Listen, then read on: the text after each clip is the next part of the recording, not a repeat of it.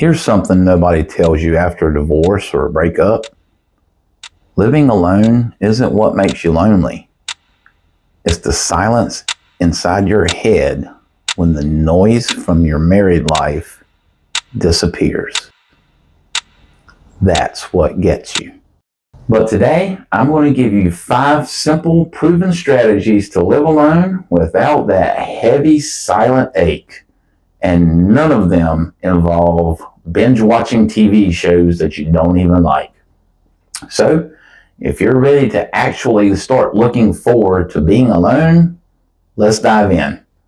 Let's kick it off with something small but powerful. Create a ritual. And I don't mean standing around candles and chanting. I mean, unless you're into that kind of thing, that's cool. Hey, no judgment here, my friend. I mean, something that grounds you, like making a real cup of coffee, or taking a morning walk, or read a book before you go to bed. Why? Because routine is structure, and loneliness hates structure. Loneliness doesn't show up when your brain is occupied. It shows up when your brain is like, hey, we got nothing going on. Let's spiral into deep, dark depression together. Come on. Just start simple. Even making your bed every morning can be a ritual. And then boom, just like that. Achievement unlocked before 8 a.m. When you live alone, your brain can be kind of dramatic. I'm alone turns into I'm abandoned. Well, let's reframe that. You're not alone. You're in full control. You don't need permission to play your music loud or eat cereal for dinner or leave your socks wherever the hell you want. You're not alone. You're free. And if you've ever felt that silence creeping in, leave a thumbs up in the comments. That lets other guys know that they're not the only ones. Even just knowing that someone else gets it, that helps. Tip number 3, connect before you need connection. Now here's a mistake I made a lot. I'd isolate until I felt lonely, and then I would reach out and try to connect, but then that made me feel even worse because I already felt unwanted. So the solution is make connection a habit, not a rescue mission. Call a buddy once a week. Join a hobby group, even if you're the quiet guy sitting in the corner all by yourself. Oh, hey, have you ever heard of social snacks?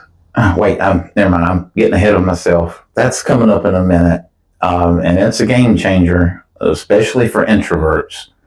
But back to this tip. Look, you don't have to be the life of the party. Just don't go off the radar for too long. The longer you're alone, the louder that self-negative talk gets. All right, tip number 4. Create sacred alone time. And here's the thing most people miss. Not all alone time is created equal. There's passive alone time.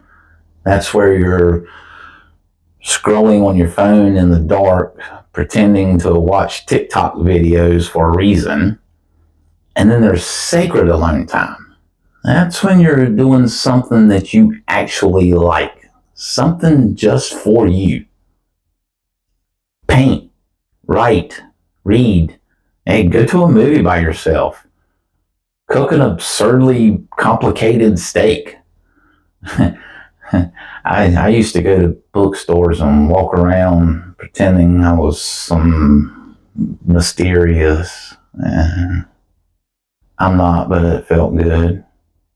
The first time I really leaned into solo alone time instead of avoiding it, I felt peace for the first time in like months.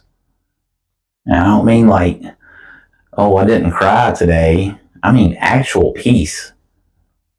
Although don't discount the value of a good cry when you need one.